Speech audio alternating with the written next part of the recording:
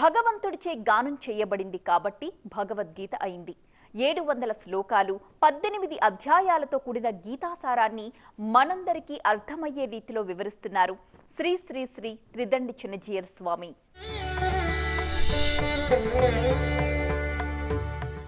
ఆపదామపహర్తారం దాతారం సర్వసంపదాం లోకాభిరామం శ్రీరామం భూయో భూయో నమామ్యహం. జయ శ్రీమన్నారాయణ. ప్రియ భగవద్బంధులారా, సాధారణంగా మనిషి యొక్క లక్షణం ఏంటంటే ఒకరిని అనుకరించడం. అయితే ఈ అనుకరణ ఎప్పుడు కూడా పనులను తగ్గించుకోవడానికి, బాధ్యతల నుంచి తప్పించుకోవడానికి, శ్రమ లేకుండా శరీరాన్ని చూసుకోవడానికి పనికొస్తూ ఉంటుంది. ఎవరైనా ఒకళ్ళు శ్రద్ధగా పనిచేస్తున్నారనుకోండి, మనం కూడా వాళ్ళు చేస్తున్నట్టుగా చేద్దామని అనిపించదు. కానీ వాళ్ళు ఏదైనా ఒకటి మానినట్టయితే మనం కూడా అలా ఎందుకు మానేయకూడదు అని మాత్రం తప్పకుండా అనిపిస్తుంది.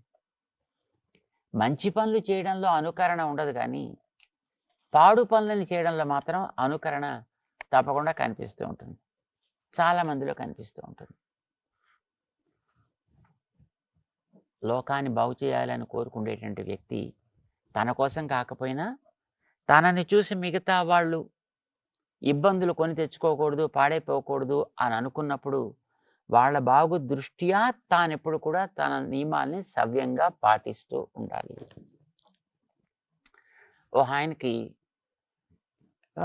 ఒక ఊర్లోకి వెళ్ళాల్సినటువంటి ఒక దారి, ఒక షార్ట్ కట్ తెలుసు అనుకోండి, అది ఎక్కువగా దూరం తిరిగి రానక్కర్లేకుండా వెళ్ళిపోయేటటువంటి షార్ట్ కట్.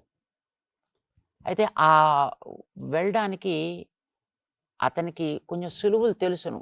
అది షార్ట్ కట్, కానీ కొంచెం కఠినమైనటువంటి దారి. ఏదో ఒకసారి రాళ్ళు, ముళ్ళు, రప్పలు ఉంటాయి. అలాంటివి గుచ్చుకోకుండా ఉండడానికి తగ్గట్టుగా అతని పాదాలకి ఏదో రక్షణ ఏదో పెట్టుకున్నాడు కనుక ఆయన వెళ్ళిపోతున్నాడు. తనని కొంతమంది అనుసరిస్తూ వచ్చేటప్పుడు వాళ్ళని చూసి కదా తను సాగాలి. ఇప్పుడు ఒకడిని అనుసరించి కొంతమంది వెళ్ళాలి అని అనుకున్నప్పుడు వాళ్ళకి ఎట్లాగా అవకాశం ఉంటుందో, లేదు వాళ్ళకి ఏ రకమైనటువంటి సౌకర్యం ఉంటుందో చూసి వాళ్ళని తీసుకువెళ్ళేటువంటి వ్యక్తి ఆ రకంగా సాగాలి. అప్పుడప్పుడు కార్లలో ప్రయాణం చేసేటువంటి వాళ్ళు, నేను ముందు పెడుతుంటాను కదా, మీరు నా కార్లో వచ్చేయండి అని అంటుంటాడు. కారు వీడు రై రై రై అని వెళ్ళిపోతున్నాడు అనుకోండి, వెనకాతల వాళ్ళ కార్లు ఏదో అంత వేగంగా వెళ్ళే కార్లు కాదనుకోండి, వీడు నిజంగా వాళ్ళని రండి నా వెనకాత అన్నప్పుడు ఏం చేయాలి? వాళ్ళందరూ కూడా వస్తున్నారా లేదా చెక్ చేసుకుంటూ ఉండాలి. దానికి తగ్గట్టుగా కాస్త వాళ్ళకు అందుబాటులో ఉండేట్టు తను వెళ్ళాలి తప్ప, తన కారు వేగంగా వెళ్ళగలిగింది కదా అని ఫైమని వాడు వెళ్ళిపోతుంటే, ఎక్కడైనా సిగ్నల్ వాడికి చూడండి పడుతుంటే, అవతల ఎక్కడైనా దారులు కొంచెం 4-5 దారులు మారుతున్నాయి అనుకోండి జంక్షన్ లాంటి చోట్ల, ఇప్పుడు వీడేం చేయాలి? సిగ్నల్ వాడికి ఇంకా రెడ్లోకి వచ్చేస్తోంది అనుకున్నప్పుడు తను ముందర వెళ్ళిపోతే వెనకాతలో వచ్చేటువంటి వాళ్ళకి సిగ్నల్ పడితే తనని వాళ్ళు తప్పిపోయే ప్రమాదం ఉంది కనుక వాళ్ళ కోసం తను అక్కడ ఆగిపోవాలి. వాళ్ళు వచ్చిన తర్వాత వాళ్ళతో పాటు కలిసి సాగాలి. అప్పుడు వాళ్ళు తన వెనకాతల అనుసరించగలుగుతారు. కానీ తను ముందర వచ్చేసి టాక్మా సిగ్నల్ దాటిపోయి తను దాని వెళ్ళిపోయాడు అనుకోండి, ఆ వెనకాతలు వచ్చేవాళ్ళు ఆ తర్వాత దాటిన తర్వాత ఇటు పోవాలో తెలియకుండా వాళ్ళు కన్ఫ్యూజ్ అయిపోయేటటువంటి ప్రమాదం ఉంటుంది. మనకు తెలిసినది. అట్లాగే తను ప్రయాణం చేసే ఆ షార్ట్ కట్ దారిలో ముళ్ళు, గట్ల, రాళ్ళు ఉండేటప్పుడు తనకి ఏదో చక్కటి రక్షణ ఉంది కనుక తన మానం తను పోతుంటే ఆ వెనకాతలో వచ్చే వాళ్ళందరికీ కూడా హాయిగా తిరిగి వెళ్ళినప్పటికీ కూడా మంచి దారిలో పెడితే కాస్త ఆలస్యమైన వాళ్ళు సుఖంగా చేరగలిగేవాళ్ళు. కానీ తను అనుసరించే వాళ్ళందరినీ కూడా తీసుకుని వీడు ఈ మార్గంలో వీడికి మాత్రం రక్షణ ఉంది కనుక వీడు వెళ్ళిపోతే ఆ వెనకాతలు వచ్చే వాళ్ళందరికీ కూడా రాళ్ళు గుచ్చుకొని, ముళ్ళు గుచ్చుకొని నానా ఇబ్బందులు పడి చివరికి పాపం ఉపద్రవానికి పాలు కావాల్సి వస్తుంది. 10 మంది ఎవరినైతే అనుసరిస్తున్నారో ఆ వ్యక్తి ఎప్పుడు కూడా 10 మంది కోసమును తన యొక్క ధర్మాన్ని తను పాటించడం అనేటటువంటిది ఎప్పుడు కూడా మంచిది, నేను కూడా అలాగే ఉంటానయ్యా అని కృష్ణుడు 3వ అధ్యాయంలో అర్జునుడికి కర్తవ్యాన్ని బోధించే విషయంలో తననే ఒక ఉదాహరణగా చూపించుకుంటున్నాడు. అంటే యది హ్యహం న వర్తేయం జాతు కర్మణ్యతంద్రితః మమ వర్తమానువర్తంతే మనుష్యాః పార్థ సర్వశః. 23వ శ్లోకంలో చెప్తున్నాడు ఆయన. మనుష్యాః, ఇక్కడ గమనించాల్సిన అంశం ఏంటంటే మనుష్యాః పార్థ సర్వశః. ప్రపంచంలో జంతువులే కాదు, పక్షులే కాదు, కీటకాలే కాదు, ఏ ప్రాణైనా తమ బాధ్యతని నెరవేర్చుకోవడంలో ఎప్పుడు వెసులుబాటు ఉంది వాడికి. ఎవడో చూస్తున్నాడనో, ఎవడి మెహర్బానీ కోసమనో అవి ఎప్పుడు పనిచేయం. వాడికి బాధ్యత ఏమిటో తమ వాటి మానాన్ని అవి చేసుకుంటూ పోతుంటాయి. మనిషి ఒక్కడు అలా కాదు. వీడికి ఎప్పుడు కూడా ఎక్కడైనా కాస్త ఎంత తగ్గించుకోగలిగితే అంత తగ్గించుకుందాం అనిపిస్తుంది. ఎంత ఎక్కువ లాభం రావాలి, శ్రమ తగ్గాలి, పని తగ్గాలి, ఫలితం ఎక్కువ దక్కాలి. ఇది ఒక మనిషికే. అందుకే కర్తవ్య పరిపాలన విషయంలో కూడా సవ్యంగా ఉండాలి అనే బోధ చేయాల్సిన అవసరం కూడా మనుష్యాః పార్థ సర్వశః. ఈ మనుష్యులకే ఎక్కువ అవసరమయా, అందుకే నేను చెప్పాల్సి వస్తుంది అంటాడు స్వామి తనని చూపించుకుంటూ. ఏది అహం నవర్తేయం. అహం ఎవరు చెప్పే మాట? సాక్షాత్తు శ్రీకృష్ణుడు. ఎవడాయన? సర్వేశ్వరేశ్వరుడు. ఈ లోకంలో ఉండే వాళ్ళందరినీ సృష్టించగలిగినటువంటి వాడు. సత్య సంకల్ప, తిరుగులేని సంకల్ప శక్తి కలిగినటువంటి వాడు. అంతేకాదు, కేవలం తన సంకల్ప మాత్రం చేతనే సుసంకల్పకృత జగదుదయ విభవ లయ లీల. సంకల్ప మాత్రం చేత ఇంత విశాలమైనటువంటి విశ్వం యొక్క ఉదయానికి, దాని యొక్క ప్రవృత్తికి, దాని యొక్క రూపు మార్పుకి, అంటే లయానికి, ప్రళయానికి, సృష్టికి, స్థితికి కూడా కారణభూతుడైనటువంటి వాడు ఆయన. ఛందతో జగదుపకృతి మర్త్య. కేవలం తన సంకల్ప మాత్రం చేతనే ఏ రూపం కావాలనుకుంటే ఆ రూపంలోకి వెళ్ళగలిగిన వాడు ఆయన. మానవుడు కాగలడు, దేవత కాగలడు, జంతువు కాగలడు, చెట్టు కాగలడు, రాయి కాగలడు. ఏదైనా అవ్వగలిగేటటువంటి శక్తి ఉన్నటువంటి వాడు ఆయన. అంతవాడయ్యి ఉన్నప్పటికీ ఇది అంతా కూడా కేవలం దయతో, జాలితో చేస్తుండేటటువంటి పని, ఇతరులంతా కూడా బాగుపడాలని. ఇలాంటి తాను కూడా ఆయా ఆయా రూపాల్లోకి వచ్చినప్పుడు, ఈ ప్రపంచంలోకి వచ్చినప్పుడు నియమాలను పాటిస్తూనే ఉంటాడు. ఇప్పుడు మనందరికీ తెలుసును, క్రికెట్ అటుపక్కన కొన్ని స్టెమ్స్ పెడతారు, ఇటు పక్కన కొన్ని స్టెమ్స్ పెడతారు, అటుపక్కన కొందరు ఉంటారు, ఇటుపక్కన కొందరు ఉంటారు, ఆడుతుంటారు.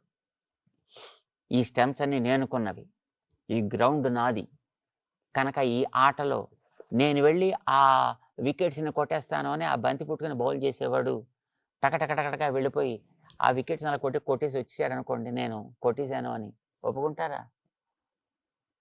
గ్రౌండ్ తందే కావచ్చు, ఆ వికెట్స్ అన్నిటికీ స్పాన్సర్ చేసిన వాడు తనే కావచ్చు, ఆట ఏర్పాటు చేసిన వాడు కూడా తానే కావచ్చు. అయినప్పటికీ ఆట అనేది ఆరంభించిన తర్వాత అవతలు ఉండేటటువంటి ఒక టీం, యువతలు ఉండే టీం, ఏ టీం వాడు ఎలా ఆడ తగునో వాడు అట్లానే ఆడాలి తప్ప ఇవన్నీ నావి కనుక నా ఇష్టం వచ్చేట్టు నేను ఆడతా, బంతిని ఇలాగే ఎందుకు వేయాలి, నేను తీసుకువెళ్ళి అలా స్ట్రైట్గా దాన్ని కొట్టేస్తా, ఇలా అనడానికి లేదు కదా. నియమం పెట్టుకున్నప్పుడు ఆ నియమాన్ని పాటించడం. ఈ ప్రకృతికి, ఈ జీవుల యొక్క బాగు కోసం నేను కొన్ని నియమాలు ఏర్పాటు చేసి పంపించాను. నేను ఈ ప్రకృతిలోకి వాళ్ళ బాగు కోరి వచ్చినప్పటికీ కూడా, నేను అవసరం లేకుండానే వచ్చినప్పటికీ కూడా, నేను కూడా ఆ నియమాల్ని తూచా తప్పకుండా పాటిస్తూనే ఉంటా. అందుకోసం ఆయన చూపించుకుంటున్నాడు అహం. నేను ఎంత వాడినో ఒకసారి గమనించు, కానీ ఎలా ఉంటున్నానో కూడా గమనించు. నేను వచ్చింది ఎక్కడికి పుట్టాను? నేను వసుదేవుడు ఇంట్లో పుట్టాను. వసుదేవుడు ఎట్లాంటి వాడు? సాక్షాత్తు భగవానుణ్ణి తన పుత్రుడిగా పొందే అదృష్టం పొందినవాడంటే ఆయన ఎంతో గొప్ప ఆచార వ్యవహారాలు కలిగిన వాడు కాకపోతే అలా వస్తాడు అలాగా? ఈ జన్మలో కాదు, ఎన్నో జన్మలో తపస్సు చేసినటువంటి మహనీయుడు ఆయన. భగవద్ అనుగ్రహాన్ని పొందినవాడు. అంచేత వసుదేవుడు కూడా శిష్టజన అగ్రేసర, ఆయన కూడా శిష్టజన అగ్రేసరుడు. అలాంటి వాడి కుటుంబంలో నేను పుట్టా.